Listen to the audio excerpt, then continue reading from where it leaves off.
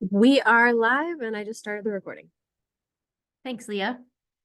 Good evening, everyone. Welcome to our Grays Harbor and Willapa Bay final draft fisheries package meeting.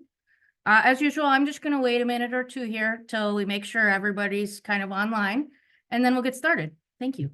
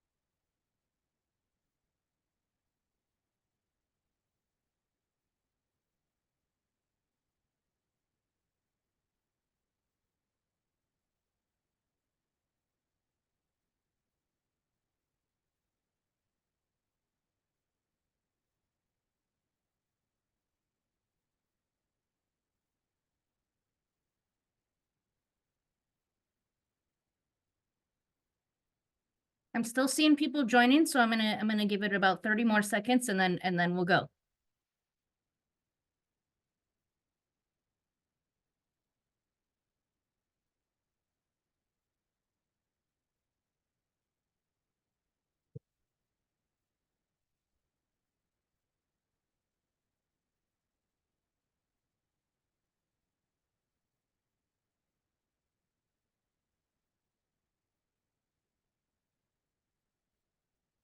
Okay, welcome everybody.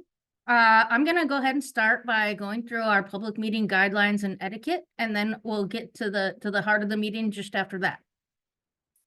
So upon joining this virtual meeting, your microphone will be muted automatically. In case of any technical issues during the meeting, notify us in the chat and we will help you. Please note that the chat will only be monitored for technical assistance. Public comments are welcome and will be rotated between attendees.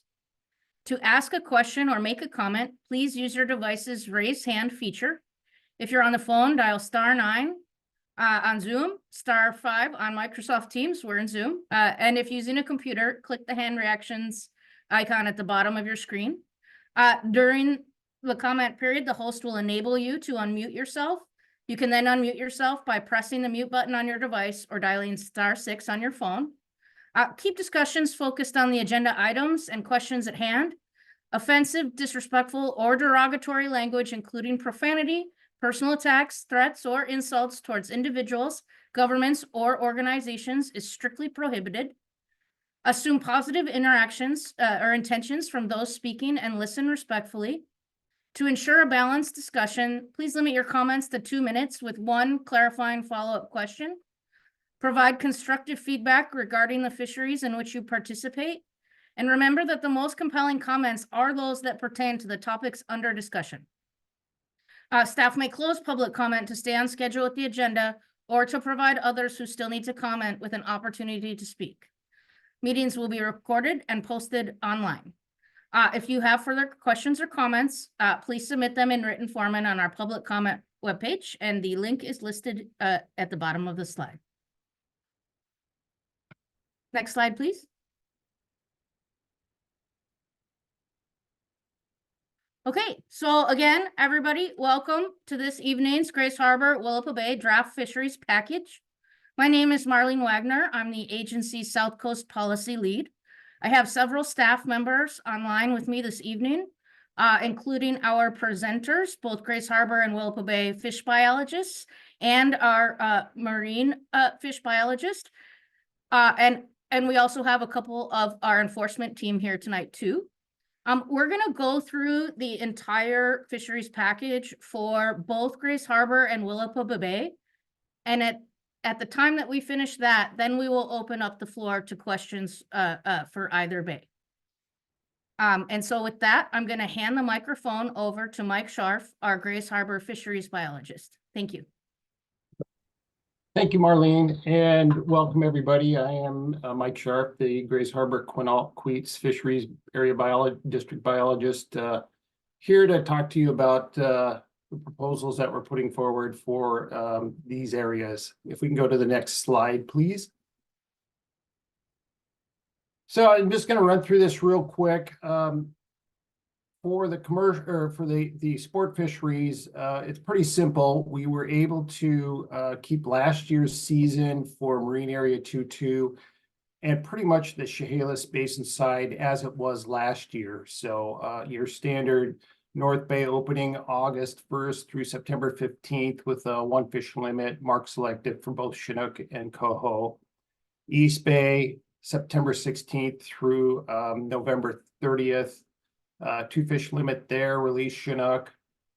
The Chehalis, there is one change in the jack fishery. It is open August 1st through September 15th from the Highway 101 bridge there in Aberdeen up to South Elma Bridge. But we have imposed a bait ban from Fuller Bridge up to South Elma. So just in that section, we're trying to address what we heard a lot from people out there with adult Chinook encounters during that jack fishery. So one of the proposals was to just not open it up in that section. And we heard of several other things, and talking with constituents and with our enforcement, we thought we would give this a try to see if this will help address some of those issues with adult Chinook encounters during that jack fishery. So on the Chehalis side, that is really the only change from last year. Everywhere else, it's October 1 through November 30th, 2 fish limit release adult Chinook, and then in December going down to a 1 fish limit release Chinook. And on the hub tulip side, we do have one change, but actually 2 changes we need to bring up. Last year, we had a 2 fish limit early in the season, but due to the lower forecast for Chinook, we've reduced that down to a 1 fish limit pretty much for the whole season. And then beginning October 25th, we're going to require the release of all Chinook. And so those are the 2 adjustments to the tulips season. So the coastal tributaries that we don't talk about much, Copalis, Mo Clips, Joe Creek, they all have the same season as last year. And moving up a little bit further on the coast in the Queets River, we have a little piece, we manage the Clearwater and a small piece of the Salmon River. There is a change in those areas. Season-wise, it's still September 1st through November 30th. The change is that we will not allow the retention of any Chinook during that time period. So it's a 2 adult salmon limit release Chinook in both areas. And that, again, that's the Clearwater and the Salmon River. And on the commercial, non-treaty commercial side, we have a total of 8 days scheduled. Got 2 7-hour days the last week of September. Those would require tangle nets, and the South Channel will be closed during that period of time. And then weeks starting October 20th, 27th, and then November 3rd, there's a 3-week period where we have 2 days a week. Those would be 12-hour days. And commercial area 2C is the same as last year. So very similar to what we had proposed last year. And even in our commercial side, it's very similar. That's all I have for the Grays Harbor Queets Quinault. At this time, I'll pass the baton over to Aaron, our Willapa Bay district biologist. Thanks, Mike. Next slide, please. So this year we had many different public proposals that we spent a lot of time discussing and weighing. And here we're presenting our final fisheries package for the Willapa Bay freshwater recreational as well as marine area 2.1. And you can see everything in yellow are changes from last year. And the major changes that we made are going mark selected for coho in the Willapa River and the Nassau Rivers. So you can see the zeros all the way to the right for natural coho retention there. And there's also a season change in marine area 2.1 to reflect changes that were made. The PFMC. Other than that, our other systems have the same daily limit, same adult daily limit as previous years.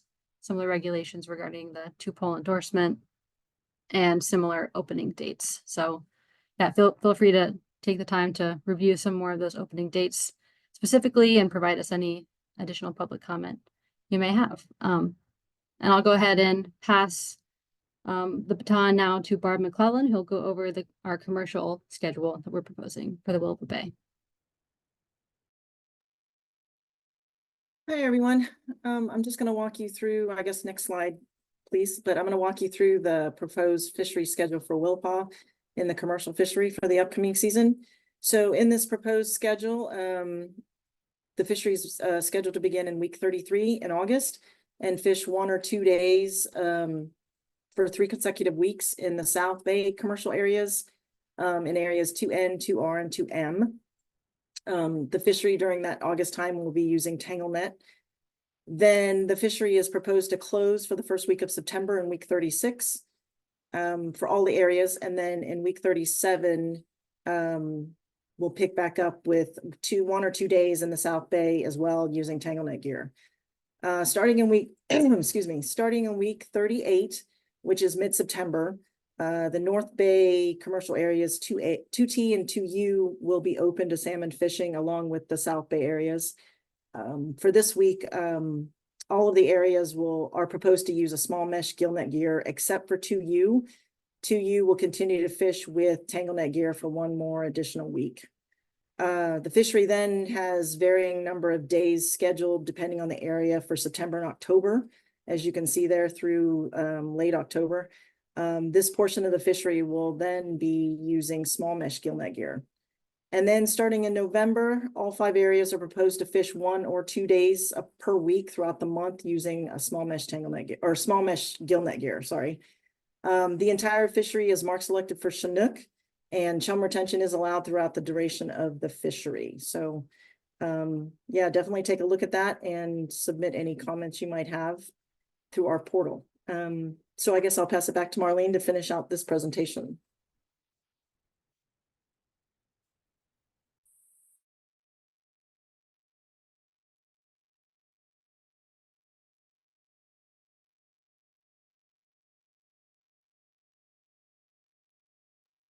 Thank you, everybody. Next slide, please.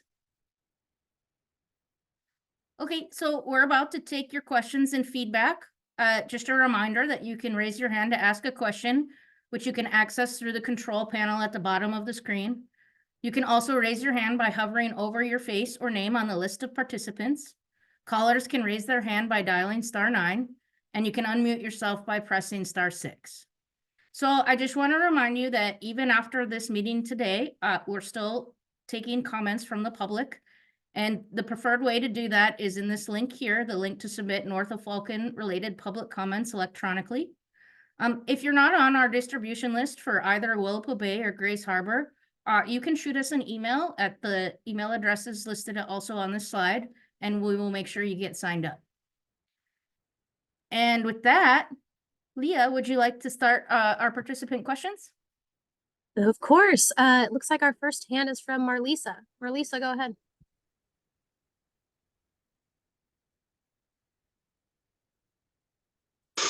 Good afternoon. This is Marlisa. Can I be heard? Of course, go ahead. Okay, I am looking at your proposal that you guys printed out. I had proposed option G that provided the recreational fishers with an opportunity to have a meaningful chance at fishing with no commercial fishing prior to September 15th in the Bay.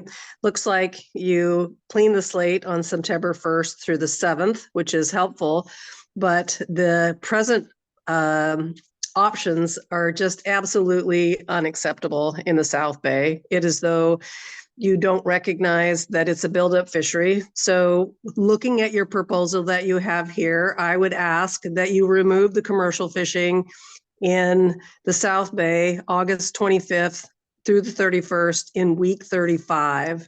Okay, take it all out. So if the commercials go in on week 33 and 34, they'll clean out the bay. There'll be no fish in there, and it will take a week before it regenerates.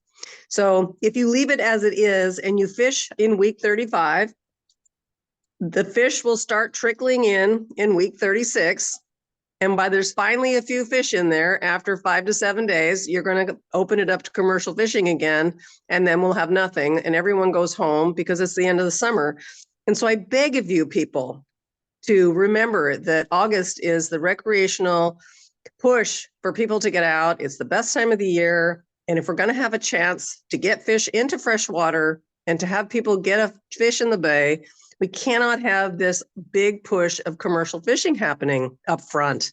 You can't put them in front of us, empty the pond, and then have people go in and expect to catch a fish. It just does not happen. It just can't happen. And so this is wrong. I'm asking you to reconfigure this. And I have looked at the number of fish that you are proposing. And the policy has changed. It still states there is a general priority for recreational fishers on Chinook. The way you have it, the commercials have 4201 with the marine and freshwater together having 3687. That is not a priority. Okay, there is no way that that's a priority. So if you remove the 1,208 fish that they're going to catch in week 35, that would give us a priority. At the very least, you have to remove days from the weeks prior. You could take out a day in 2M and 2N in both week 34 and week 35, and that would also be acceptable, or they would still be able to go in and have an opportunity to execute their fishery, but they would catch half as many fish. That would perhaps be acceptable instead of just taking out the entire week. But looking at these numbers, they just don't compute. And we don't have enough broodstock coming over the bar to meet our wild escapement as it is. And yet you are proposing this enormous execution of commercial fishery down here in the South Bay as though the recreational fishing doesn't matter. And especially in 2N, which is right out in front of the North Nema River. And 2M is Nacelle. And so we just simply can't get enough fish to fresh water to have a meaningful fishery with this many days in. It doesn't happen. It can't happen. Please make this change. Thank you, Marlisa. Our next, our next hand is from Eric. Eric, go ahead. Hi there. This question is for Mike Sharp regarding the cleats. I'd read some data earlier on. I think it may even come from your guys' website, an earlier press release or something to that effect. The wild coho escapement projection for the cleats is way up this year, something to the tune of 15,000 plus fish, if I remember right. I could be wrong, but substantial. And the return or the status was designated healthy, or a term comparable to that. And my question is, why can we not have any kind of fish retention in October on the cleats? Historically, 5 years back, there almost always was, and I get, when the run is down a given year, of course, they're going to curb it back, which they've done the last 4 or 5 years. But everything I'd read was the return projection for cohos looking really good. And why no kind of retention opportunity in October? Thanks. So thanks, Eric. Appreciate the comments. And hopefully it doesn't sound like I was as clear as I should have been on the cleats.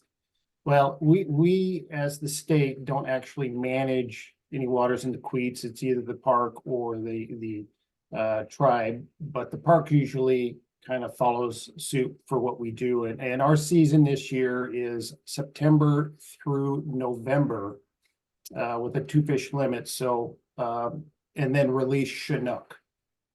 And so that is to address kind of a smaller forecast of Chinook, but our coho fishery is open through November with a 2 fish limit. And it is not mark selective. It's first 2 fish you get coho, they're legal. So hopefully that clears that up a little bit. Okay, thank you. Thanks, Eric. Our next hand is from Patrick. Patrick, go ahead.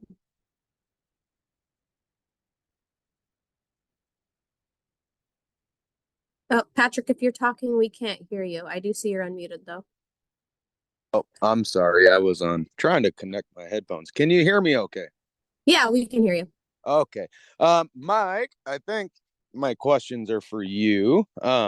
Just kind of curious on why we were talking about prior to all this being pretty aggressive with the no bait in the Chehalis River and no bait, particularly in the Satsop as well, prior to about October 15th. So I was just kind of curious why we are not being as aggressive, or do we know any savings that we think we're going to have on wild Chinook given the chronic low runs? And then how confident are we that we are going to get into December for our coho fishery? And if we do not have a high vote of confidence, what do you need from us as the users to help get us there this coming season? Well, you've given me a lot to work on here. First off, to address the no bait issue, certainly there are studies that have shown bait does have a tendency to hook fish a little bit deeper, but we don't have any specific data that I could point to within the Chehalis Basin that can give me a savings of X percent if we go to a no bait. And if I remember all of our conversations, certainly there was discussion about what we could do in the main stem Chehalis during this period of time, particularly when jack fishery is open, and a lot of conversations went on, and that's why we fell on kind of a bait ban in a particular area. So to address the December fishery, I would love to say I'm 100% confident, but we don't know what's going to happen. Conversations were made with the Chehalis tribe, or not the Chehalis tribe, sorry, the Quinault tribe and the Chehalis tribe. We have a lot of conversations about December fisheries, and on with my counterpart there on the technical level, we think it's something that we can move forward with.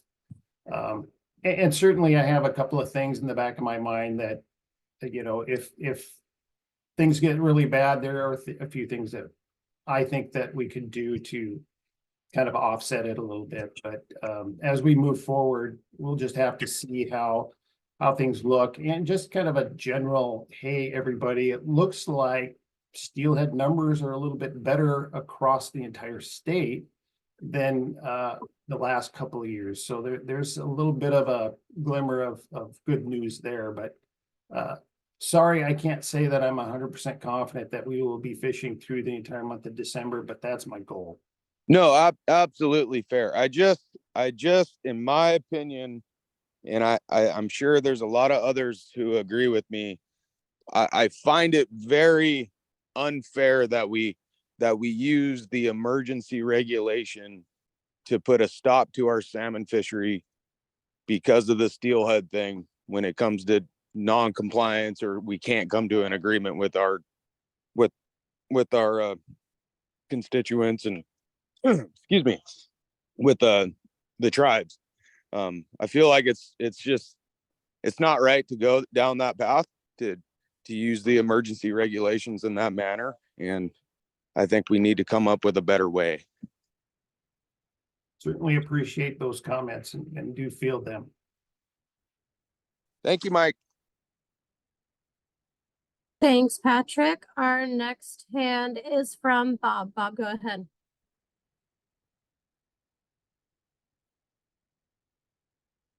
Bob, you can unmute. There we go. I got it unmuted now.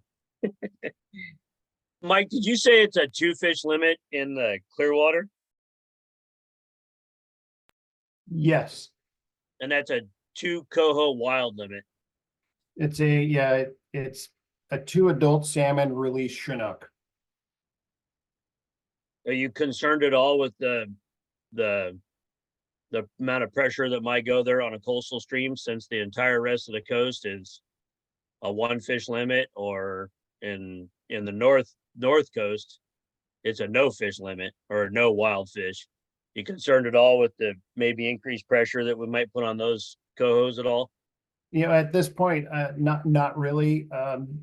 The data, CRC data that we have is suggesting that there really isn't a big effort that out there.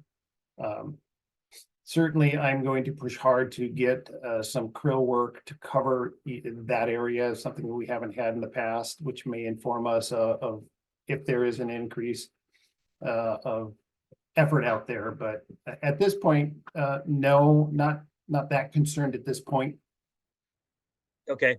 I'd appreciate if you do watch that. It seems like whenever we have a low limit around somewhere and you have a little upper limit somewhere close, not too far away, it seems like the majority of the fleet will move just because of the extra fish. Then we're putting increased pressure on those ones when all the rivers around you are just a 1-fish limit everywhere. So there's just a concern that we might beat up on those cohos. And, you know, it hasn't been the last half a dozen years or so. We haven't really even almost had a season in there because there wasn't enough.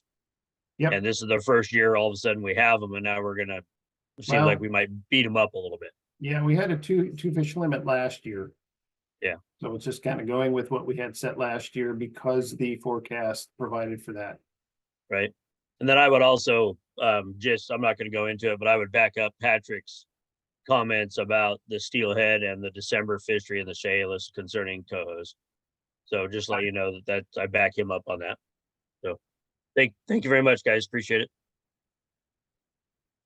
Thanks, Bob. Our next hand is from a phone number ending in 445. You can unmute yourself.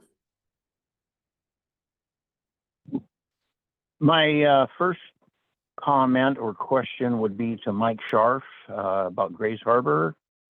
I noticed there's a jig restriction for the Westport area. It's my understanding that was in effect last year. I'd like to know if the rule is what it's as shown in the spreadsheet, or if there's more to it than that, and how effective it was last year if it was in fact utilized. I wish I could have data sitting in front of me as to how effective it was. Basically, our enforcement officers came to us last year and said that there was an issue with some people fishing in the boat basin, running around the docks, actually causing some issues with other people who are utilizing the area. And they felt that this was a means in which they could use to help control some of these people that were, you know, running around docks out there, chasing coho around, flinging big chunks of lead at them. I did not hear any reports of that kind of activity that occurred last year. So with lack of data, I really can't address whether or not it was a positive or negative effect. Hey, Mike, if you don't mind, I might jump in just on this one. You could jump right in, sure. Great, thanks. Yeah, so what I've heard anecdotally, but also observed in the Grays Harbor Boat Basin is an improvement to the behavior there as a result of the jig fishery. And we've thought about if we've learned something from that, can it be applied to other areas? turns out the Grays Harbor boat basin is pretty unique situation, deep water, people really wanting to cast extremely far, cover a lot of water. And so that idea, that proposal last year, we gave it a try and it looked like it was effective. I think we also have Todd Dealman on the call here and invite him to pop in if he wants to provide something from an enforcement perspective for the Westport boat basin. Yeah, If not, yeah, I okay, wish great. I had more information on that. I don't work that. That's a little bit out of my detachment area, but that's information I could try and track down and get to somebody in the future if they want. Thanks, officer. Okay, well, thank you for that. I do have some comments regarding Willapa Bay. The model is showing natural coho retention on the tribs without hatcheries, and the nacelle is showing 0. Last year's forecast showed an abundance of naturals, and there was a 1 fish bag for the nacelle. That forecast was determined to not be correct based on marine fisheries and rack returns, and an E-reg restricted all natural retention when the river opened above Highway 4. This year's forecast also shows an abundance of natural coho. My question is, if the marine fishery and rack returns show an abundance, will an E-reg be initiated to allow natural coho on the nacelle after October 15th?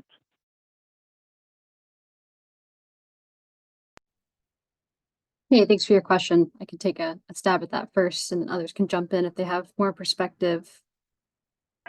So you're right. What we're seeing in the forecast methodology hasn't always panned out in real life in terms of returns.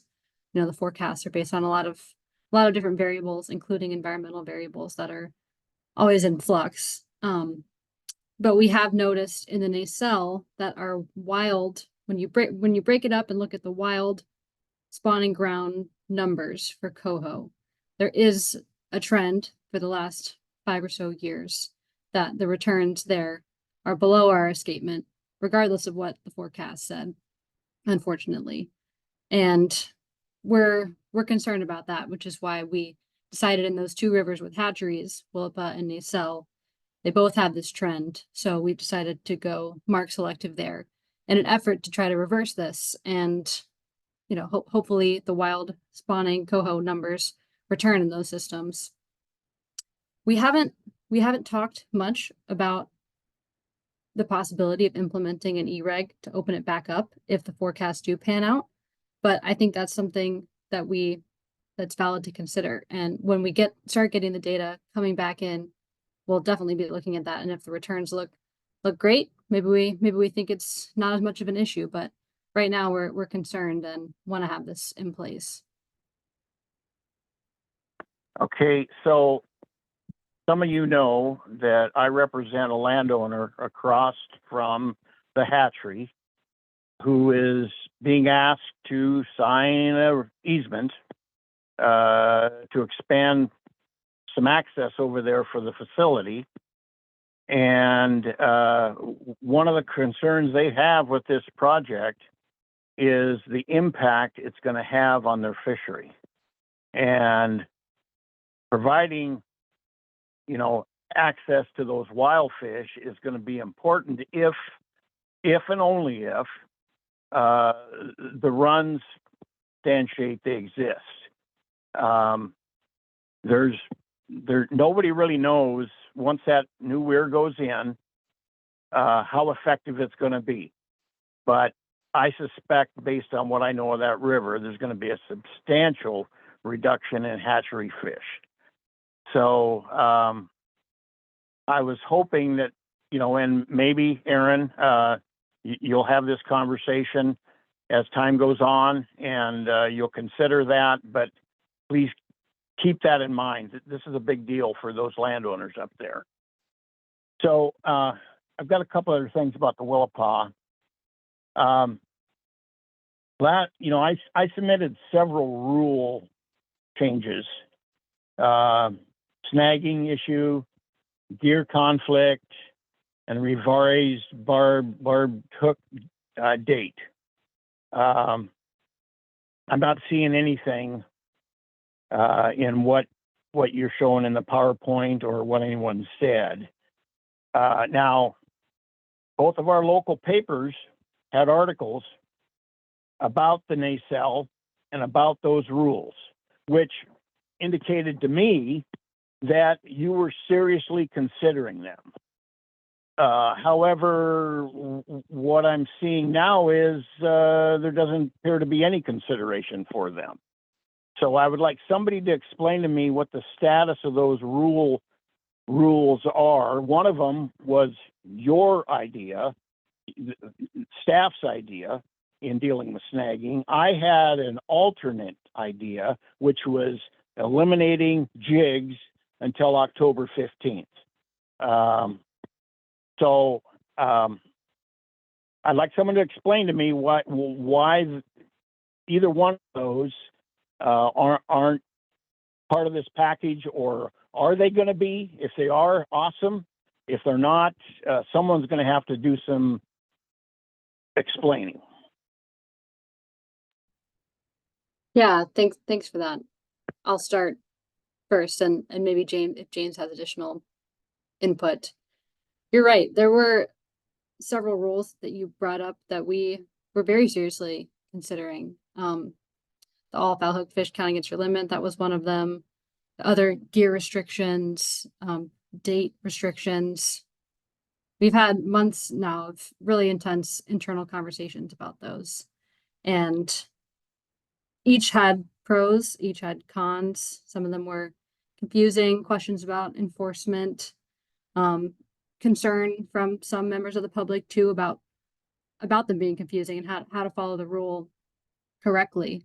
And it really came down to some tough conversations with the director, and just couldn't really get the support at the end for some of these rules for very valid reasons. And I see Kelly Cunningham turning on his camera too, so I can let him comment. But yeah, this is something we were very seriously considering, and we've decided for several reasons to not move forward with them for this year. I'll leave it at that and let others chime in. So then I've got another question then, particularly for the snagging issue. You've got a jig ban in Westport on the Chehalis. It sounds like it was somewhat effective. Why cannot you implement that on the nacelle?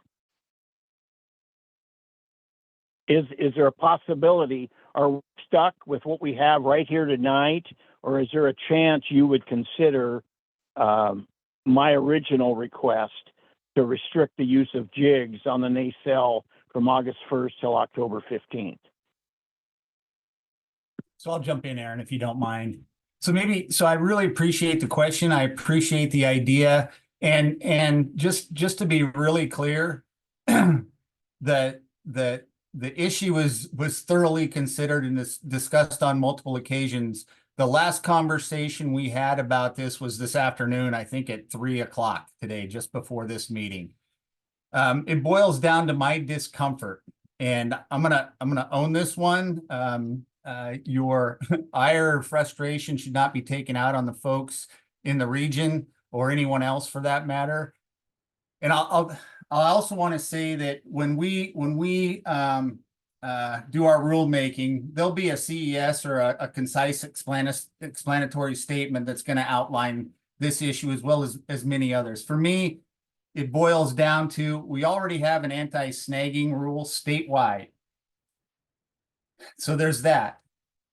Fish are foul hooked regularly in all kinds of fisheries, right? And this proposal would require somebody who foul hooked a fish, not necessarily snagged it, but foul hooked a fish, to report that or to count that as their part of their daily limit. And we would be relying on people who are really worried about snagging. We'd be relying on people who don't follow the rules as it stands today while they're in the process of snagging to be honest about the fact that they're going to count the 2 fish that they snagged in their bag limit. So for me, I had some trouble getting my mind around that. There's a lot of discomfort I have with that rule. So I put the squash on that. Similarly with jigs, we have jig bans in places where we have chronic snagging issues, where people are actively snagging. And I will say that we have many areas where that problem is much more prevalent and a bigger deal in terms of conservation concerns, where we've implemented that. And in talking with the team and asking some of these kind of detailed questions, I didn't feel like banning jigs in this situation was warranted. The simple fact of the matter is, with enough weight and a big enough hook, you can snag a fish or foul hook a fish with any gear. So I hope that helps. And again, please pay attention to the CES when it comes out, and you'll get some greater detail. Thanks. Okay, thanks for the explanation, Kelly. You bet.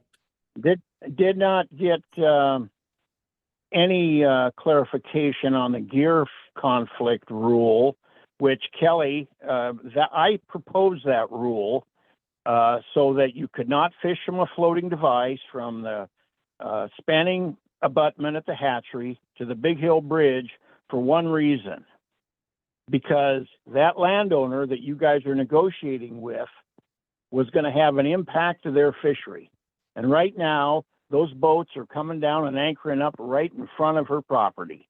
That's the best spot in the river, and that was the whole purpose of putting that in. So my question is, because I've tracked the comments that you've submitted, they're on tonight's presentation. I see no negative comments about that rule. So I would like to know who it is that has a problem with it. Is it the public? Is it guides? Is it staff? Or because I'm probably not going to let this go. When I get a bone, I don't let go of it. So I want to know where I need to go with this. So what exactly was it that stopped staff from adopting that rule? That rule made sense for a whole host of reasons. You got multiple letters from different landowners with different issues, multiple issues that issue would solve if you adopted it. So I'd really like to know who it was that, got the staff to decide not to adopt that. Well, yeah, thank you. I appreciate that. You're talking to him right now. I'll say this. I don't want to, slow us down too much here tonight, because we got a lot of folks with a lot of perspectives and a lot of hands up. I'm happy to chat with you more. I'm not going to name any particular group or blame any particular group or say one particular group, whether it's guides or anybody else had anything to say about this. Really, for me, taking people out of boats is a big deal. It's a huge deal. So again, I had some discomfort with it. I wasn't convinced that it would solve the problem. But that said, I'm happy to chat more about this. If you want to give me a shout, I'll be back in the office as early as tomorrow morning at about 6:30. We can chat then. I'm happy to hear more about your perspective. Okay, thank you, Kelly. Our next hand is from Dave. Dave, go ahead. There we go. Had to unmute myself. We working? Yep, we can hear you. This is for Mike. Can you put up the model, the new NT schedule model on the harvest model? I do not know if I have that capability. Well, that'll make it more difficult. So also, in fairness to everybody, I seen something in the information they sent out. So I actually called Mike for clarification, and he explained his position, and I'm well aware of it. And I disagree with it, but can you explain to them? Oh, one thing, would you explain to everybody that your thing shows the Chinook thing here for the NT A&D? It doesn't say anything about release Chinook or nothing. Can you clarify that a little bit real quick? Oh, in the commercial fishery? Yep. So it's the same as last year, same as every other year. We do not allow wild Chinook retention within Grays Harbor. Just something we haven't done in a long time. Along with that, we have the 45-minute soak time limit and recovery box requirements during fisheries in 2A and 2D. Okay, I just wanted to make sure you clarified a little bit for everybody, because not everybody follows that stuff that tight. Okay. Okay, the main question then, explain everybody why last year you nudged it, this year you whacked it, the 4-3 provision of the policy as we've known it, and explain to them why you altered the definition of it and altered the days in and allowed that for the non-treaty nets. Okay, just kind of to start out with, Grays Harbor Salmon Management Policy expired last December. So let's just get that out there now.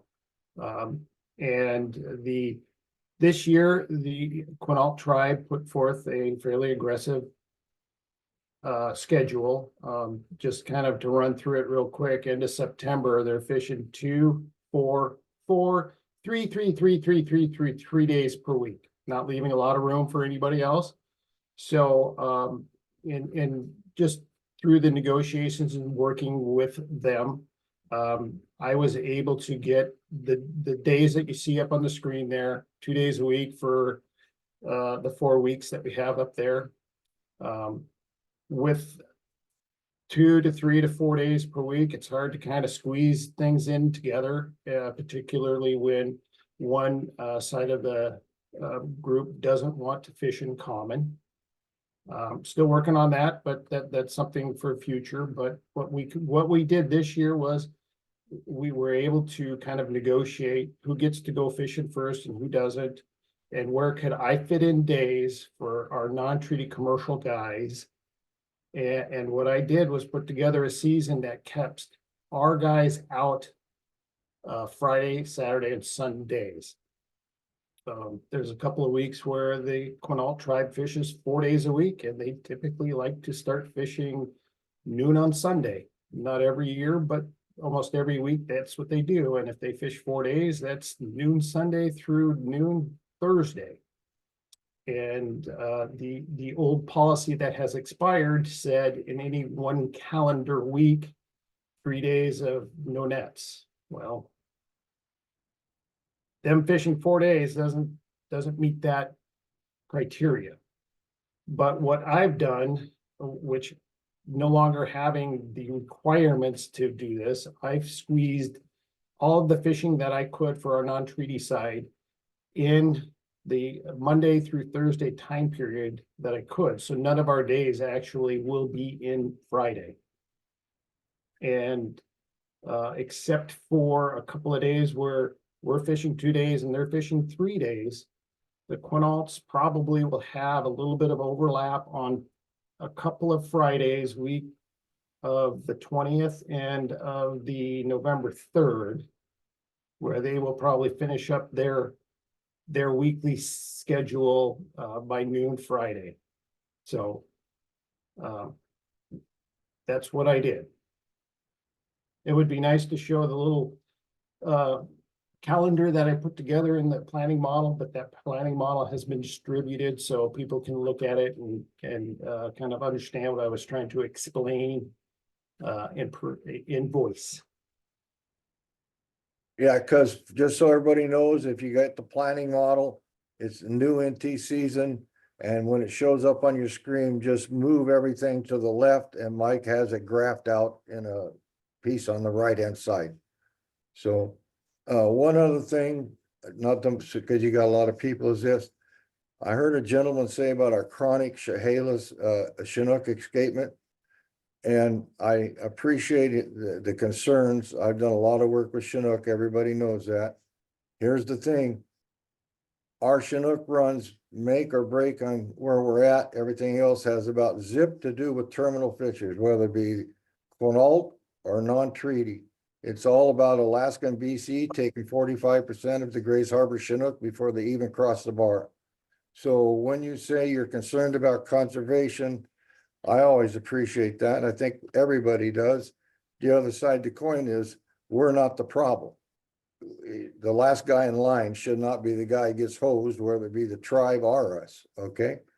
So that needs to be said. And I'll shut up till later on. I got a couple things, but give people a chance. Thanks, Dave. Okay, our next hand is from Larry. Larry, go ahead.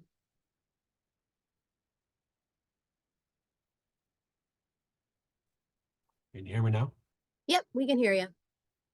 So I wanted to comment, this is really, last year I just participated in one of these meetings here. You know, I got scolded about my SARs, but I was right.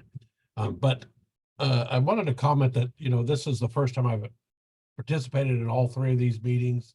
And, you know, you've had a far more discussion about things that I was anticipating, you know, a lot of open conversation, and far more than just about your plans and programs here. And I think again, I'll listen to us in the public and our comments and taking that and hopefully change good management. So, you know, this year's process here has been, I would call it pleasant, more than pleasant, and with a lot of good discussion here, you know, from my side of things. I did want to add, you know, one of the things you'll hear me, I'm a recreational Willapa Bay fisherman out of and pretty much everybody knows that I'm here.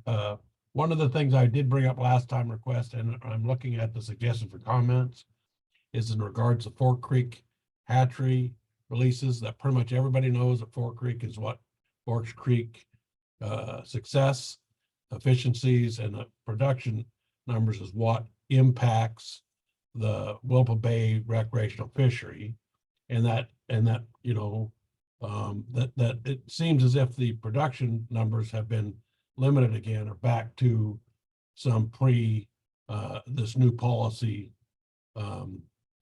in that needs to be revised, looked at, as well as improving their SARs, or smoke adult returns, or improving their success, and there's a lot that can be done there.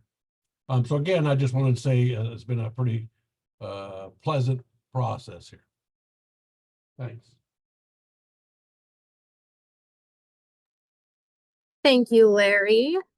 We appreciate that. Our next hand is from Lance. Lance, go ahead.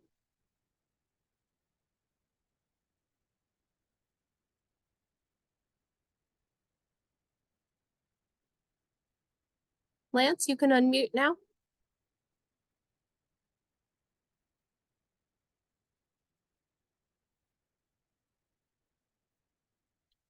Okay, we'll go back to Lance.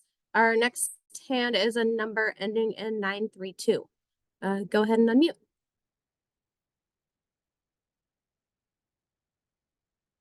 This is Ross. Can you hear me? Hi, Ross. Hi. Like to comment on the recreational priority requirement and the policy for Chinook and Willapa Bay, and looked at your numbers. And last year, given the nets an extra day and 2 in, and if you look at the millage chart, 2 in is a major entrance to all the Namer tributaries, and so you've got even more days for 2 in this year, and ran the numbers, and there's not a recreational priority, and so you would have to agree with Ms. Marlesa that you got to cancel the 2 in, 2M, and 2R netting that week of August 25th to 31st. That's when they're staging not only to go up the Roselle, but to come up the Namer, and we just can't have any priority until then. I'm curious, to get one question, I'm curious why you rejected the suggestion that would get us more hens and more intake, at least for the NEMA. I think it's worth a try, where the limit would be 2 Chinook, 2 hatchery Chinook, but 3 if only one was a hen. And, you know, we're trying to upgrade the situation. We're trying to have a recreational priority. we're trying to meet egg take, and there are always surplus bucks. Read your rack reports, and so my question would be, why can't we give that a try? 3 Chinook if only one is a hen, and there'll be less people keeping 2 hens, and it should help egg take, and that's my question. Thank you.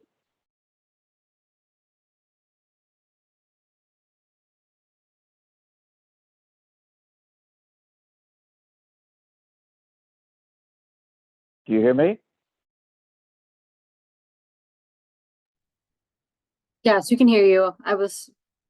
Yeah, Oh, good. if You're any of the thinking that, commercial, if- if any commercial Willapa Bay has any comments. Yes, the commercial days that you put in, the proposal you put out from August 25th to August 31st in 2M and 2N, we can't get, if you run the numbers, you can't get a recreational priority on Chinook in the bay. It just doesn't come out. And if you cancel those days, more fish will get into the rivers, North Nema and Nazelle. And we have, when I run the numbers, we would get a recreational priority. And originally the wording of the policy was a nominal priority, and I looked it up, and nominal meant negligible. And I made the comment, and you changed it, thank you, from nominal priority to general priority. But I don't, for your proposal, we still wouldn't get a priority, and we need that. It's the only priority we have. Thoughts on that? Thank you, Mr. Barkhurst. I'm not sure I heard everything you're saying, but I do understand your concerns. I know we've talked about this a lot. So last year in Nazelle, we actually surplus 4,500 hatchery Chinook. And so we are mandated to provide opportunity for both recreational and commercial fishers. And this is our attempt at trying to balance both our hatchery production and the needs of both sectors. And so we feel that we are providing a good opportunity, a good Chinook opportunity in the tributaries. I don't think there's anywhere statewide, and please, anybody on the horn, correct me if I'm wrong on this. I don't think we have any regulations statewide that is sort of sex specific on tributary fisheries. And so I'm not sure that we would consider that rule in Willapa.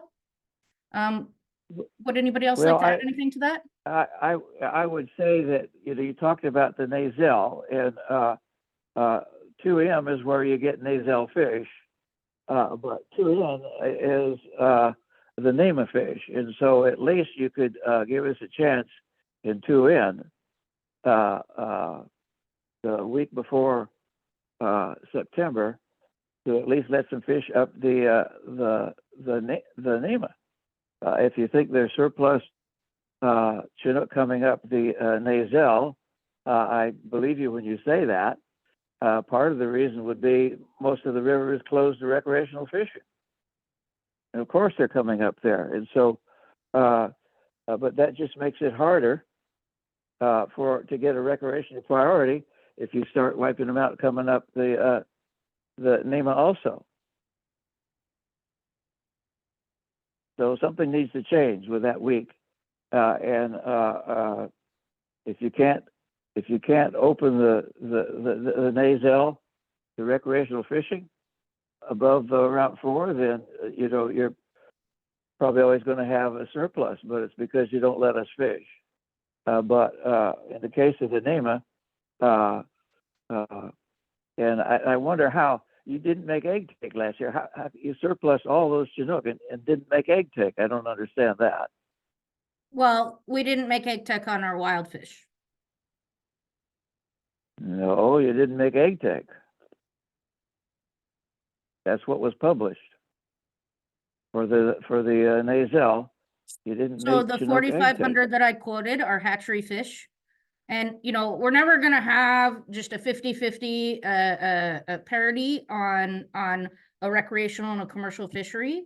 I mean, hook and line gear isn't obviously as efficient as nets.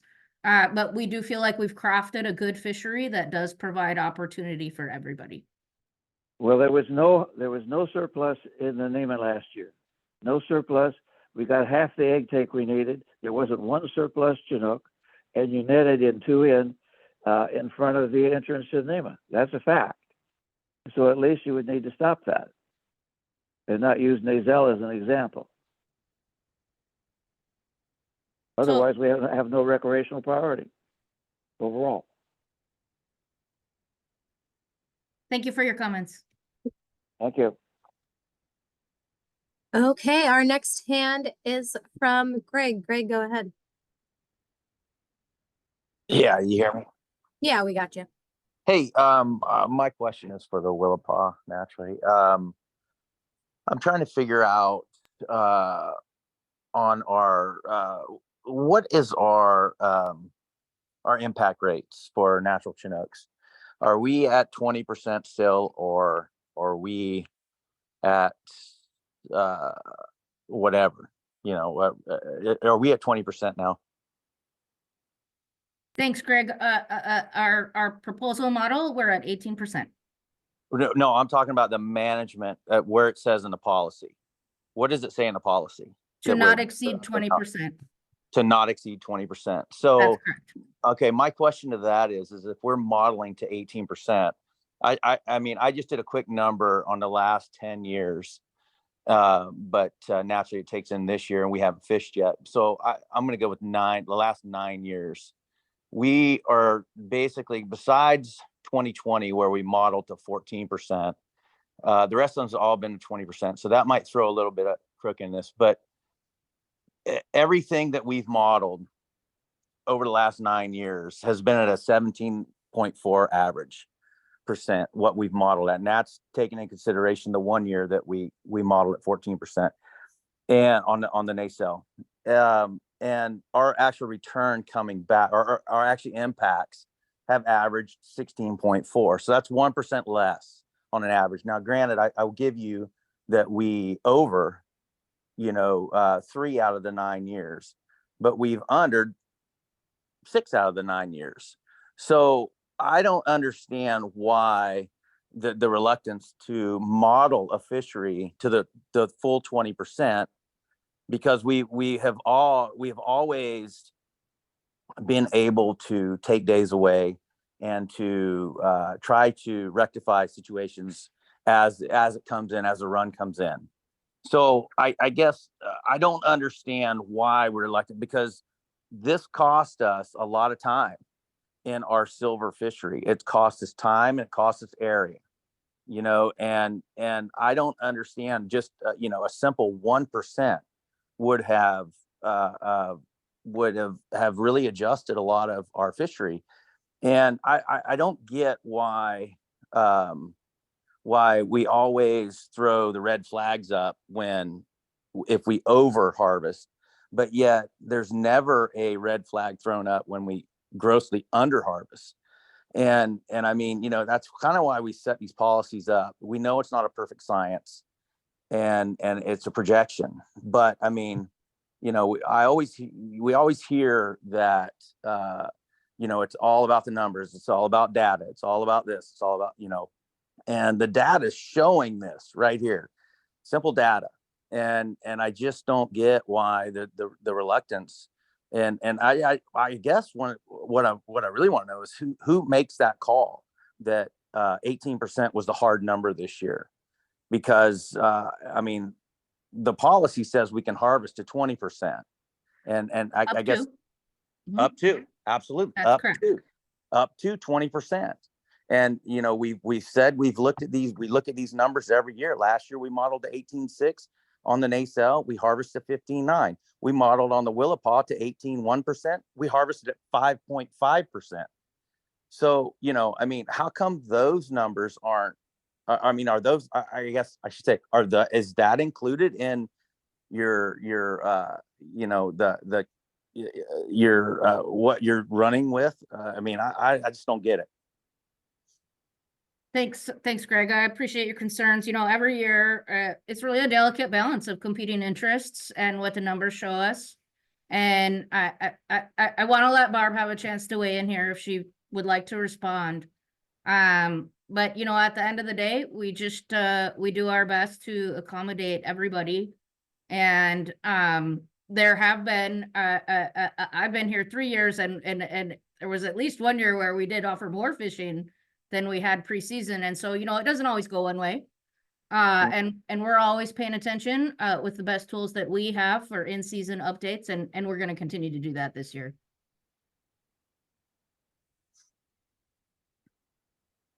Okay, thanks, Greg. Our next hand is from Lance. Lance, go ahead.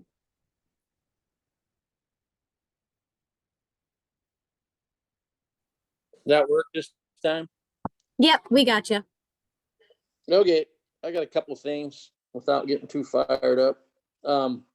First off, we have these meetings, like we have this meeting today, and I think a lot of people are getting on here and they're like, I want you to change this and I want you to change that. And I think if you gave us an honest answer, there isn't a whole lot we're going to change at this meeting. So things are pretty well set in stone as far as what we're going to do. So this is basically a meeting to learn what we're going to do. And it's a little bit frustrating for me, I guess, as being an advisor and fighting through 12 meetings every year, which weren't fun, but they were at least an opportunity for us to discuss problems. So, you know, we have the first meeting to give out what we think we're going to have coming back, you know, a prediction on that. And then we kind of had a meeting after that, and now we have a meeting to tell you what we're going to do. So I'm a little disappointed in what we've come down to in this day and age. We were as a commercial fishery was hoping to have a meeting to discuss where we were. We were thrown off a lot by this 20% turning into 18%. To be honest with you, we ran a model and sent it in with the exact same percentage as last year. And that was declined. Had we been told, and I don't know, I would like to know who has decided and said we're going to run at 18 instead of 20.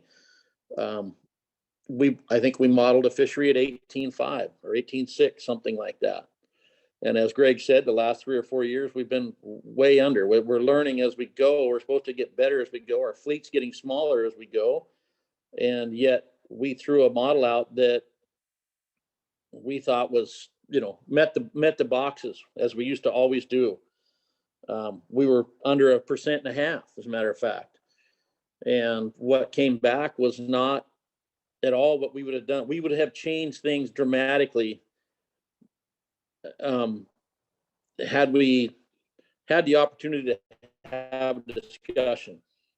Well, that was very disappointing to me that we are not able to go through this stuff and figure out where we are. I think at least in our fishery and probably in all fisheries, your end goal should be to get the public as much hatchery fish as you possibly can.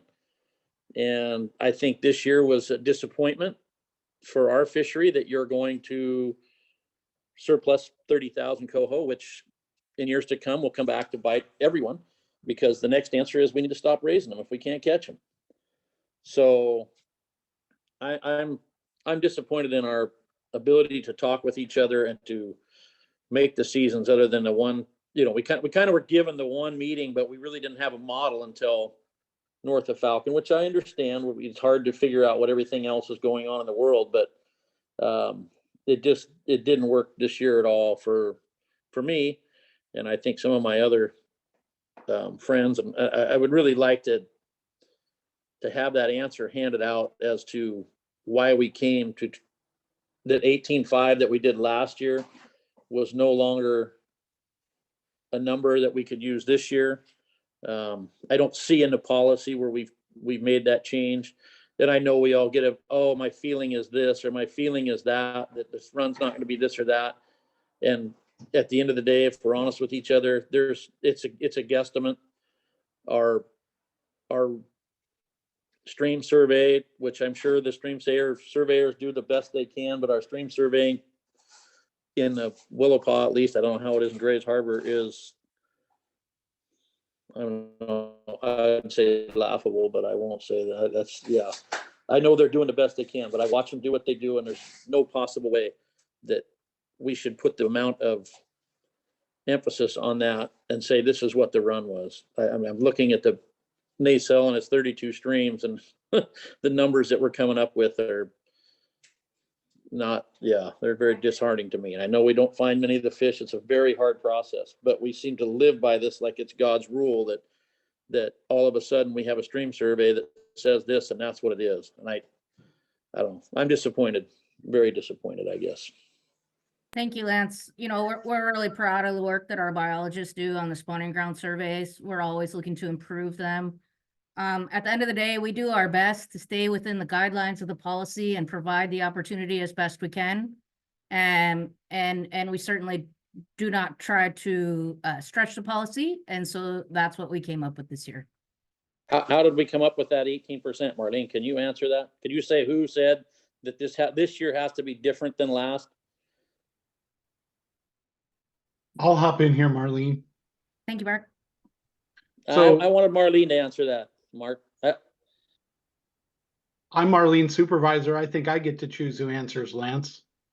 Well, yeah, okay. And this is what's disappointing to me, Mark, is we always just pass it on to somebody else, But whatever, go ahead. You know who makes the decisions, Lance? It's Kelly Cunningham and Kelly Suswin. I know that. I know Kelly's on here. I understand that. Well, Then, so why then do say you that keep questioning Kelly's the one that made this decision. So why do you keep questioning Marlene for an answer you already have the answer to? A question you already have the answer to? I don't think that's fair to Marlene. She can't answer that. She can't say Kelly made that decision. And she's trying not to. She's trying not to throw leadership under the bus because they made a decision, Lance. So hang on, everybody. There's Kelly. Let's just take some deep breaths here. So Lance, you and I and a couple others, we got a conversation in Montesano tomorrow. I'm going to suggest that we save this for that conversation. You'll get the answers to the questions that you have at that point in time. And I'm sure I can count on you to pass it on to anybody who can't attend the meeting. So happy to have that conversation. We got it on the calendar for tomorrow. I'm hoping we can move on. We still got a number of hands up and we're running out of time. So not trying to dodge the question, just, you know, you and I talked over the weekend. I committed to you to schedule some time for you and I and the director to talk. Go. And we got that on the calendar. So that's what we're having the conversation. Thanks, Kelly. Our next hand is from Marlisa. Marlisa, go ahead. Hi, this is Marlisa. Thank you for giving me another chance to speak. I spoke so quickly last time because I was trying so hard to keep it under 2 minutes. So I'm going to have another whack at it here. So I have the schedule out here in front of me. And what I didn't mention last time, Marlene, is that in 2023, the NEMA hatchery did not make hatchery broodstock eggs. We got 3.2 million approximately. I think that's what we ended up with. And our goal is 3.2 million. So I am frustrated, just like Lance, that I too have spent years on committees and advisory committees trying to help create some type of dialogue where we can have an idea what we're going to have before it's just handed to us at the end. And if you put all these days in 2N in weeks 33, 34, 35, and 37, again, like you did last year, the NEMA hatchery will not make egg take again.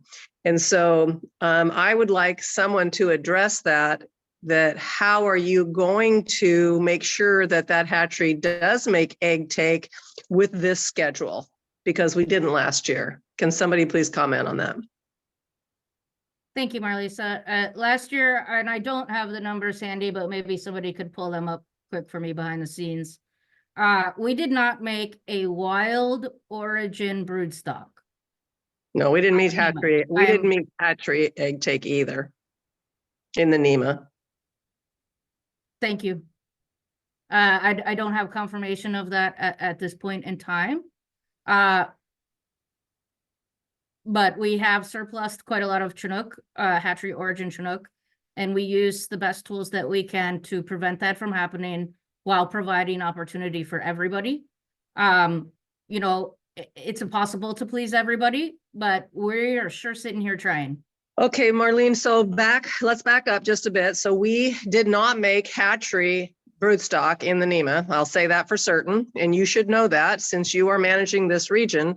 And what are you going to do this year differently than you did last year to make sure that we at least make hatchery broodstock intake there? So if I were a commercial fisherman or recreational fisher, I would be terrified that we were over harvesting in front of the North NEMA River, because we had a poor year 3 to 4 years before. So we had less fish coming back. I made calls in season to the department to discuss the lack of fish that were showing up in here, the lack of fish that the commercial people were getting out there. You know, you put them out there, they didn't get the numbers that were expected, and all you did was give them an extra day, which took more fish out of an already half empty pond. So my question to you is, what are we going to do differently this year so that we don't have a repeat of what we had last year? The fishery package that we set up is our attempt at trying to do just that. So it doesn't look good to me, and I would ask that you revisit that, knowing that unlike the nacelle that took over 5 million eggs, even though I think they were reaching for some ridiculous number like 9 million, we did not make egg take. We didn't even get hatchery broodstock. I mean, this is a crisis, I would think, in that you should be looking at 2N, and there should not be that many commercial days out in front of 2N. I think you should be able to get support from everyone on that, because if we don't put these fish out, you don't have them to fish out in the PFMC, out in the ocean. You don't have them to fish in the bay, and we don't have them to fish in the river because we just don't have any coming back. So this is where the tire hits the road. Hey, I'll just jump in, Marlisa. I appreciate you flagging the hatchery broodstock issue and, the wild escapement, the hatchery escapement. These are all the targets for us when we model these fisheries. So we have forecasts and fisheries planned this season that lead us to an expectation to meet hatchery broodstock and meet escapement goals and meet our exploitation rate targets. So, but as you know, you've been watching this for a long time, there's a lot of uncertainty. So our expectation is to monitor the fisheries in season, do our best to meet all of these different objectives, and we're confident that this package will do it. We're going to be back here next year, and we'll get to look at those numbers and see if there's adjustments we need to make. But the decisions we've made to move forward with these packages give us some confidence. So again, though, Okay. We expect that you'll be here, I think, next year, and let us know if there's places where we missed the mark. And we'll try to make those adjustments. So really appreciate, though, all the feedback. Okay, Jim, I'm going to jump in again and say that you're right. I've been here a long time. My family has lived here on this river since the late 1800s. And in the last 12 to 15 years, where I've been actively participating and working and looking at these models, I mean, I understand them when I look at them and I see, and I'm telling you, you're missing your mark. You missed it last year. We don't normally have this many early dip in fisheries, is what we used to call them. And now they just want to become standard fisheries. It is in everyone's best interest to back off on these days in 2N in 2024, because it is going to create a problem again. Unless there's a surplus of fish coming in that we are unaware of, it's going to be the same. And I would like to duly make note of this as I take this information to the commission and ask the Fish Committee to revisit these kind of proposals, and that we need to get in front of it instead of working behind it. It happened last year because of this schedule. Look back. Thanks, Marlisa. Look back at years past, and there are not that many days in 2N in August. So you are setting yourself up for failure. Appreciate your perspective. Thanks, Marlisa. Okay, our next hand is from Patrick. Patrick, go ahead. Oh, hold on. How about now? We got you, Patrick. Okay. Just driving home from baseball practice. So, anyways, I really appreciate the work you guys are putting in to try to create sustainable and meaningful fisheries. Willapa Bay staff hadn't had much of a chance to work with you guys, but James, Kelly, I didn't realize you guys were on here. So good to see you. Just had a couple more things, little bit off topic. However, I just wanted to throw my opinion out there going forward into this fall salmon season. We might, it's my opinion, maybe we do a press release or make it a little more aware, if we go forward here with the low flow restrictions again on the Chehalis Basin, that we kind of make that a little more announced to the public prior to us enacting that, and maybe going forward, like setting the parameters per tributary or for the basin of what the flows we're looking for, and kind of set some expectations prior to us enacting that rule if we do choose to do that. Also, I don't want to sound discriminatory, but I have maybe a food restriction instead of a low flow restriction. It's September, October, fishing on those things at 4 o'clock in the afternoon when it's 80 degrees out, I know can't be good for them. So that would be my suggestions in regards to that. And then also, considering the Grays Harbor salmon plan expired, I think that's what Mike said. How are we going to keep the tribes accountable considering such an aggressive net schedule? Is there any way we can post, the participation, or how many active fishers there are on the tribal and non-tribal side, and maybe kind of do like Willapa Bay does and have a weekly report for the commercial and sport fishing harvest? Hey, Patrick, Mike, do you mind if I jump in first here? Oh, go ahead. Yeah, number one, Patrick, it's great to hear your voice. We haven't chatted, I don't know, a little while, so it's thanks for tuning in. So we're worried about flow. So I'm going to say it out loud right now. We're worried about flow this summer. In a lot of our harvest management plans for the coastal region, I'm talking about the Hoh and the Quileute, Queets, Quinault, there was intensive discussions about what we do in season to deal with what will likely be a low flow year again, given snowpack and the last 3 years have kind of shown us what that looks like. So that is going to be a concern this year.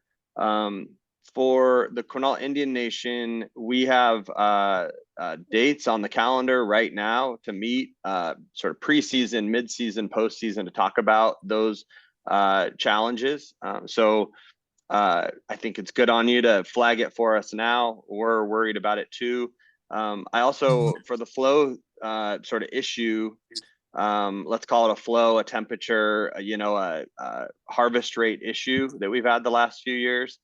I'd encourage you to share other ideas you have. We've thought of some more creative approaches where we design multiple schedules that flip on and off based on different flow regimes. Those aren't moving forward this season. They're pretty complicated, but we're thinking of big ideas for this challenge we're probably going to face for years to come. So anyway, appreciate you flagging it. And then I want to ask Mike, aside from the things I just shared around those check-ins with our co-managers, kind of flags your second question around how we're gonna, have confidence on these fisheries as they move forward. Mike, anything you want to share around data sharing and sort of some of those mechanisms we have in place that might help Patrick? Oh, certainly, yeah. And we've tried to keep the website updated as much as possible. We are fish biologists, not web-based things, so I'm not always really good at making sure everything is updated. I'll give you an example. The Steelhead website hasn't been updated this year. That's on me. So I will make an effort to try to keep that more updated. The Quinault tribe and WDFW, we have a pretty good relationship in exchanging catch data. I do ask for it frequently, and most of the time it is provided in a timely manner. And with what happened last year, I think that both the Quinaults and WDFW will probably be more likely to have weekly updates and conversations. So it's just a matter of me translating that into getting those posted on the website. Yeah, no, I appreciate it, Mike. I don't want to run into a situation, just speaking from the recreation side, that we go into a low flow or whatever you might want to call it, kind of closure or regulation change, and they keep fishing and there's no accountability.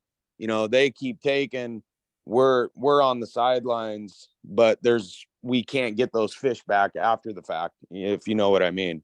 Yep.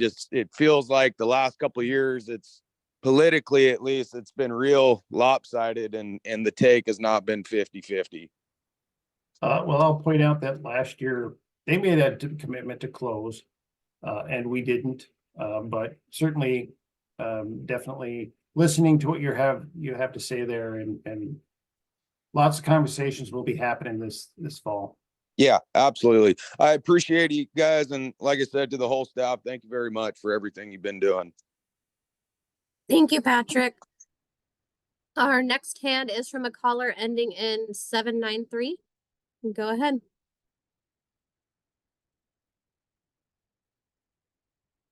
I have prompted you to unmute. Yep. Yeah, we There good we to go. go? Yeah, we hear you. Okay, as far as the last guy goes, I think Mike might want to alert him how big the non-tribal fleet is right now in Grays Harbor. It's pretty minuscule. And the real question is here, so in Willapa, we've always managed on an aggregate for coho, and now it seems we're getting river specific. And what brought that about? Yeah, Aaron, do you mind if I jump in here?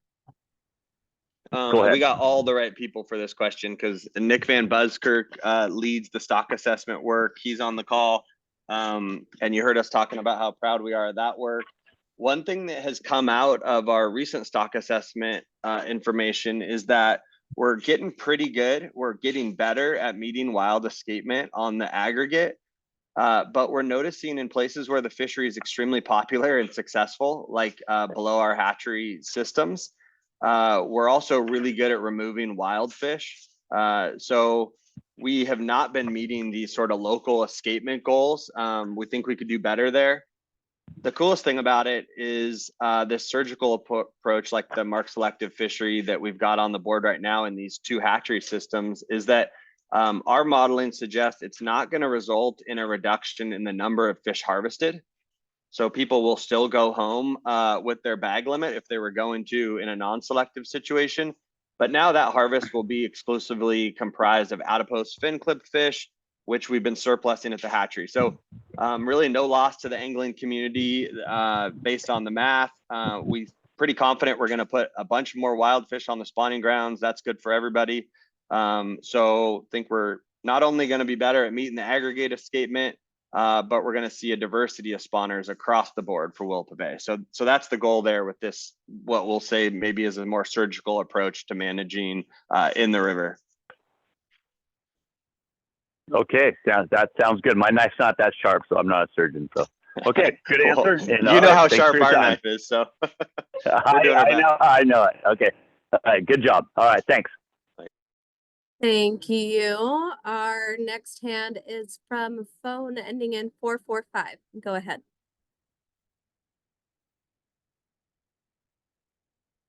This is Steve again. This is about Willapa, or excuse me, the Nassau River. I also submitted a request to change the date on the barbless hook requirement. That rule presently goes away on the 15th of November, I believe. But the problem is, one, the selective gear rule goes into effect the 1st of December, and the chum come in around the 1st of November. but also I was the one that got that rule installed to protect wild Chinook, I don't know, 10, 15 years ago. That's the purpose of that rule. Chinook aren't in the river in November, very few. So I'm wondering why that rule did not get modified.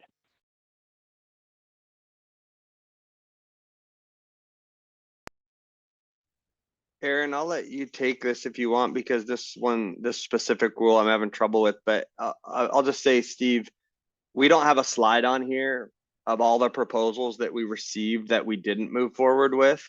It would be more than one slide. You know, we get lots of feedback through this process, and we appreciate hanging out with you, Steve, and others to move through these rules. So this one specific rule I'm having trouble understanding, but I guess I was just looking for an opportunity, Steve, to let you know we're appreciating these proposals, and if there's a couple of these you're not seeing a slide of reasons why we didn't move forward with, happy to have those conversations. So Aaron, anything specific to that one, or do you want to maybe we do some research there and get back to Steve?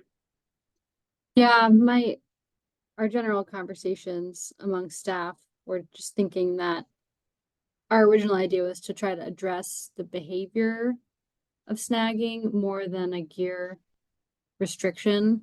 So I may have misunderstood the intent of this proposal, and maybe we can revisit that later, Steve. But we were thinking this was more in the gear change category to address snagging. But I think this is something we can consider in the future and talk about more. Well, Aaron, last year, they were going to add it by E-reg. If the run size came in, they were going to increase the bag limit to 3 and add it by E-reg. And because the run didn't come back, there was no E-reg and it didn't get changed. So staff was going to change it last year. This rule makes sense. It was installed for Chinook. That's the sole purpose of it. It's just simply, you know, chum are so numerous in that river, and they're a bugger to fight. And then when you got to land them and try to get a hook out of them, it's just a real pain. And so it would really be a benefit to fishermen if that rule could be slid back to the 1st of November. So if by chance come around October 15th or whatever, and you decide to make an E-reg, if you could maybe include that in there, I would greatly appreciate it. Thank you, Steve. Thank you, Steve. Our next hand is from Dave. Dave, go ahead. Yeah. Little clarification for Mike on the in common thing, because I can't get the model up at the same time I got you guys up. As I recall, week 44, maybe, week where you guys went in with the NT nets like Monday or Tuesday or something in there, where the quinaults always go in on Sunday at noon. And that resulted in when the quinault schedule went in, it jumped them clear back into the back of the week. And so I want to make sure everybody knows this little in common thing has more than a little cause and effect on everything. Okay, did I get that right? Yep. Well, I'll just say that we had 2 days scheduled for that week. They had 3 days scheduled for that week. And the in common is generally the term we use when both sectors are fishing at the same time. And they didn't want to do that. They have not expressed that as an option that they want to pursue at this point in time. So they went in later in that week, which put them farther down the road into the 4-3, right? Yeah. Okay. One thing, everybody carries on about December fisheries, and that's that steelhead thing. That's such a bogus argument because it ain't there. But do you have the data on January and February. The true late timing for coho is around Christmas time through January and February, okay? And because you haven't had the steelhead fishery, I was curious if there's been an uptick in the red counts or any indication that lack of the tribal fishery during that time where those true late coho are around has made any difference. So at this point, and I will say that there aren't a lot of years that we have data to show it. But we haven't really seen in the last couple of years an uptick in our lake coho. But I will say that in general terms, we've seen an increase in lake coho in early 2020, 21, 22. Okay, well, that was just a question, because when people argue over the December bit, most people don't realize until you get to the third week of December, it's really that the hatchery fish are hybrid late, which is from practices going back 50 years. And there are those around, but the true lates are really the very last part of December, and then they go right into January and February. And they're pretty easy to distinguish. They look like totally different from a normal coho. They're just a different fish. So when we go on about fishing in that steelhead thing, yeah, I understand we want to fish for steelhead, but also if the tribe goes in that steelhead, the true late native coho are like the weakest part of the link, and that's right what gets tangled up in that. Am I correct? You're correct in that if there's lake coho there during the tribal fishery that's targeting steelhead, that some of them will certainly be captured. Captured. Do we have any dates? Do we have any data on the coho catch by the tribal fisheries in the month of January and February and like March? I can say that without pulling it up right now, that certainly when they fish, there are coho that are encountered, but it's really not a big number. And most years it's predominantly a steelhead fishery. Okay. All right. Thank you. Okay, thank you, Dave. Our next hand is from Larry. Larry, go ahead.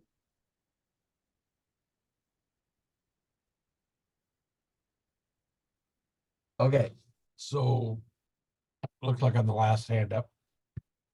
So my question here is for James, Kelly, Marlene. Question, comment as usual. So you've heard me talk plenty. This is relative to the fall Chinook programs and your hatchery successes. My question and comment, you've heard me comment about how your hatchery success, I wouldn't call it a success, are very unsuccessful. Your SARs and your returns are, I'll say, terrible, not good. And that, solving those problems here or improving your hatchery successes and SARs, particularly for your fall Chinook programs, would be a big priority, and that solves a lot of these issues that are coming up here, both commercial and recreational guys. My question is, and I went over all this last time about where they're at and those sort of things. And we'll hear the conversation about ocean impact. We don't have control over that. What is it looking like for your naturals? How the Columbia River fish have 5 to 25. I happen to be working on some presentation for other stuff, have 5 to 25 times greater returns than you guys have. What are you doing? The question is what are you doing about improving your hatchery successes? Forks Creek, Neiman, Nacelle. Hey, Larry. Thanks. I'm getting a little impatient because you started the question by saying that our hatchery staff, our hatchery programs are really unsuccessful. So sort of started off that comment. And let me just finish. It's hard for me to interpret what the question is. We're here today talking about regulations and fisheries moving forward. Sure. We know the releases in all of those programs are going to result in abundant hatchery fish. So I guess if the question is, what are we doing to get hatchery fish back? We have really great programs we're really proud of in all three of these systems. And I also kind of hesitant to say, but I remember in earlier calls on public meetings, you really high-fiving our hatchery staff and naming the individuals that are part of those programs. So we're gonna keep looking at our hatcheries and trying to maximize those survival rates, target release numbers that are going to result in the most adults back, and then design fisheries to see if we can get at those fish. So hope that answers your question. But if it's really want to dig into the details on our hatchery work, I'd be happy to chat. But I think you already chat with a lot of our hatchery team. So I'm thinking you're probably already familiar with what we're up to. A little bit.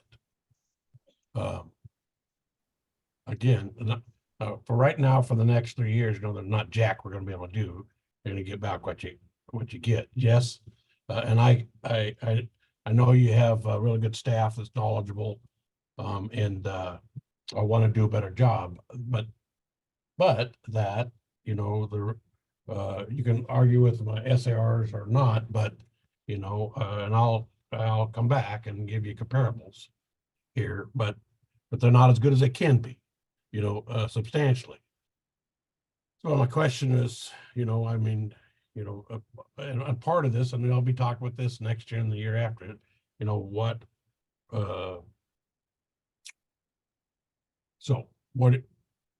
how can we improve those? Okay. Well, Thanks, Larry. Yeah, appreciate your feedback. Yeah, and we're going to talk sometime. We haven't had that chance to do that here about that. I've certainly talked to a few of the folks, that was the last comment. That was my, improving those fall Chinook returns is the most essential thing I see here. Now, how can we do that? And then we've got lots of ideas and concepts.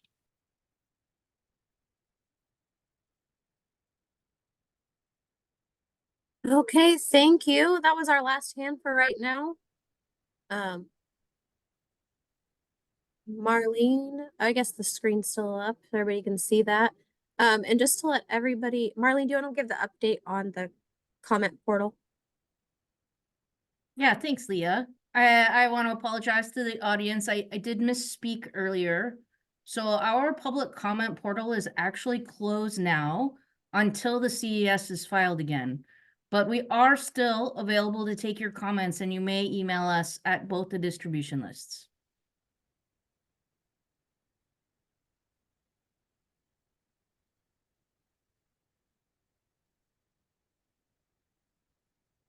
Looks like that was our last hand for the night, Marlene.